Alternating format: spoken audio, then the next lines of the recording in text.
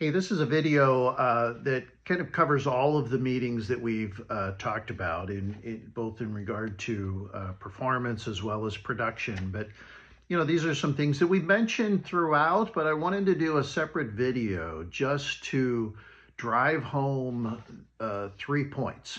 All right. Number one is regardless of what type of meeting you're talking about, even a huddle, which is 5 minutes, but especially those team meetings, which are longer durations, remember the goal as the leader, the goal as the owner of that meeting is quality, not quantity. If you can do a 3-hour meeting in 2 hours, you should do it. If you can do a 1-hour meeting in 30 minutes, you should do it. People's time is precious. It's one of the most precious things that contributes to their success is how they manage their time, how they use their time, right?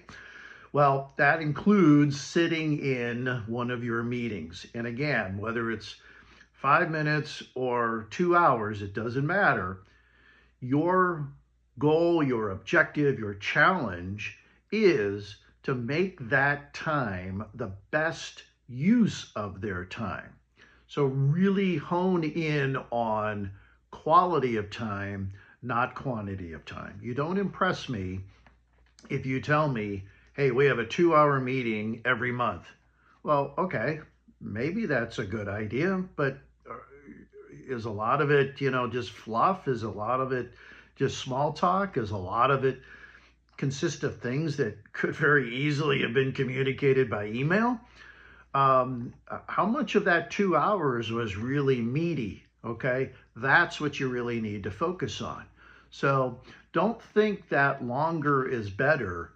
Think that better is better. All right, it's quality, not quantity. All right, here's the second key thing that we wanted to hone in on, and that is frequency of meetings. And another way that I kind of like to think about it is cadence. Way too often, I hear from managers that they only have meetings when they need to have meetings. And again, I'm not just talking about those team meetings that take longer. I'm talking about the huddles, 5 minutes. I'm talking about the observations. I'm talking about the one-on-ones and the bookends, all of them. We hear from managers that they only do it when they have time. We hear from staff that my boss only has a meeting when there's a problem. No, both of those are unacceptable. A leader needs to have a cadence for meeting. And you lay it out ahead of time and you say, look, guys, we're going to do huddles every Monday morning. We're going to do team meetings once a month. We're going to do one-on-ones quarterly. We're going to do bookends every Monday and Friday. And what am I forgetting? Oh, we're going to do observations. And I'm going to schedule those at least one time block for observations every week. And you put it out there. And, something just a little short of an act of God is going to cause you to change that or not deliver on that. We need to think about it with that level of seriousness and that level of importance. All right. Your cadence for delivering these meetings is critical. If you only have meetings when you feel like having meetings or when time allows you to have meetings, or certainly when something goes wrong, I'm sorry, you're not being a leader. All right. 90% of what we're talking about in regard to meetings, the 5 types that I just laid out there, it's all about being proactive. It's all about forward looking. It's all about helping your people be better tomorrow than they were yesterday. Well, if you're only having meetings when there's a problem, that's reactive. That's not improving. That's looking back and fixing something that, frankly, you should have fixed a long time ago. So I'm getting off the topic a little bit here, but the key takeaway number 2 is establish a cadence for your meetings and stick to it. All right. Now, Here's the third key theme or takeaway. The theme meaning it applies to almost all of the meetings that we've talked about. You don't have to be in charge of every meeting. You don't have to deliver every meeting. You don't have to, be the creator of every meeting. You can absolutely, and I would argue you should, involve others. One way to involve others is to bring other people from outside of your team into the meeting. So maybe it's a subject matter expert. Maybe it's another C-level person. Maybe it's the CEO. When I was in branches, I used to like to bring in both our marketing officer to talk about what we're doing from a marketing standpoint. I also used to like to bring in our lending officer to talk about, what we're doing from a loan standpoint, because, that's what kept the lights on, right? That's what kept us in business. We needed those loans, but loans were important to the markets that we were serving.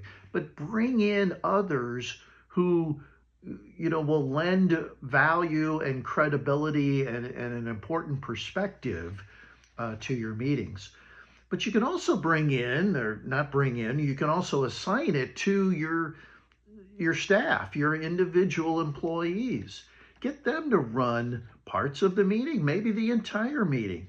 It's a great way for you to assess them, especially if you've got somebody that you see them as a future leader, a future manager of the credit union. Get them leading a meeting, maybe not everyone, but every other one. Some of them, like a huddle, for instance, you can have it on a rotating basis. Guys, we're going to do a huddle every week. Each week, somebody else is going to be in charge of running that meeting. It's a great read on them. If they come in and without any preparation, and if they're doing this off the cuff, and they obviously, didn't put much thought into it, that's a negative read on them, in my opinion. However, if they come in and blow your socks away, and it's the best huddle you've ever seen, all right, gold star. Let's really celebrate that. But get them involved. It takes the pressure off of you. Now, your job is to help them prepare for it. Your job is to kind of facilitate it, be the guardrails, if you will, make sure that it meets the desired objective. But you're not running the meeting, they're running the meeting. All right. So I wanted to do this video just to make sure that we call out those three things, which, you may have heard once or twice in the other videos, but they're really consistent across the board.